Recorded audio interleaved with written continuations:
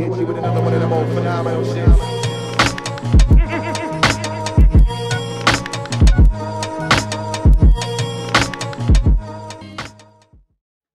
Hello everyone, this is Chris from Undrlvld. I appreciate you all being here and for the continued support. Just one quick thing. We are about 64 subscribers away from our third giveaway. We still haven't figured out what we're going to be giving away, but you know, we'll figure that out soon and I'll share it with you lovely people. With that being said, if you'd like to continue to receive mediocre Dungeons and Dragons video game related content, be sure to like, subscribe, and ring the notification bell so you can stay up to date with the shenanigans that goes on here.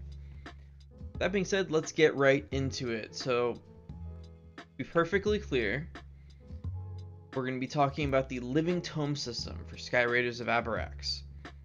And in the last video of Skyraiders of Abarax that I went over a lot of the useful yet random bits of information that I learned through the Dragonhearth streams and through, you know, like Kickstarter page and interviews and stuff like that. Links to all the stuff will be down in the description down below, so you can go over and keep track of everything Skyraiders of Abarax related. But we're going to kind of focus the conversation in this video. We're going to talk about the living tome system, which is an app you're going to be able to get on your Android or inferior iPhone device. That's here to help enhance the play experience of Dungeons & Dragons. It's not here to replace anything. It's not here to replace the DM or any of their responsibilities. This is just a tool to make DMing and playing the game easier and enhanced.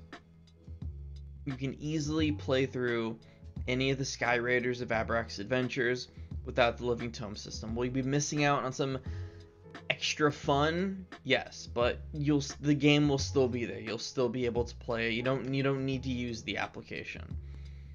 Now, one way Tracy and Hickman are making sure that, you know, this is just a tool is by having the AR functionality. They're going to be using this to keep the players focused on the table, on the play, the story, the world that this game is taking place in.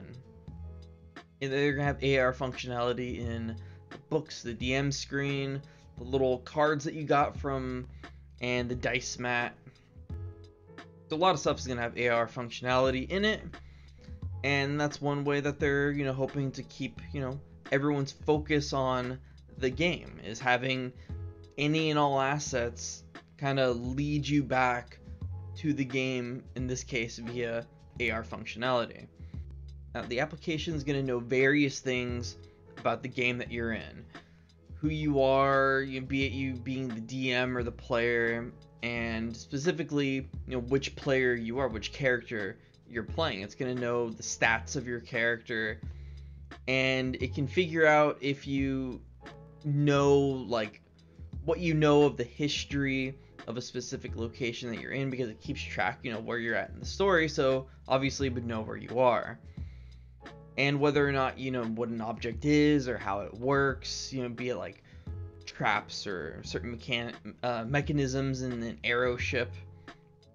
And the living tome system is going to be able to help you travel around Abarax, be it by foot or arrow ship. It'll help you in various ways, be it, you know, plotting around a map or whatnot. There's also going to be mini games in the application, which are really just essentially fancy tools to help you play, enhance what you're doing in the game. So the mini games being like, you know, lock picking. You actually have to like lock pick, and the application would take into account the complexity of the lock as well as like your ability scores. So, you know, you're still lockpicking like you traditionally would while you're playing the game, but in this case, you know, they make it into like a little game for you. Just, you know, again, enhancing it, not taking away really from anything. And the flying around the arrow ship will also be a mini game all in itself. The application will allow everyone to fulfill their roles of flying the arrow ship, because from what little we know so far of the arrow ship, we know that they are not going cheap on the details. This is going to be a complex thing. You will need to know kind of what goes into the aeroship and how to work it. Also, what I think is really cool is the Living Tome system is going to come packed with a variety of music. The music's going to change based on the situation, the current situation that you're in, as well as specific areas around Abarax. For example, when I was watching Dragonhearth episode 15, it was revealed that the composer was working on a theme for the town of Cinder. So that got me thinking, you know, is it possible that every town or city, or any major, you know, area in Abarax is going to have its own theme? They never really have gone into depth on like how much music is going to be made for this adventure. We don't even know how long their adventure is going to be. The adventure they're providing for us is going to be. So who knows how big this is going to be. Another thing that I thought was really cool was once the application was complete, Tracy and Hickman want to let others develop on top of it via an SDK or software development kit. They want to give control over various functions of the applications to the community. This is where we can adapt the Living Tome system to our own campaigns and adventures, as well as community created adventures in Abarax. So I think that's really cool that it's, from what I can see, it'd be completely free. They're just going to give development control to the community and let you build on top of this awesome application that they're giving to you. So this could lead to endless possibilities for this application. Like this is going to be a tool that's going to be used for a lot of different campaigns. Who knows, people might like develop this application just to work on, like, you know, be it like Curse of Strahd or something like that.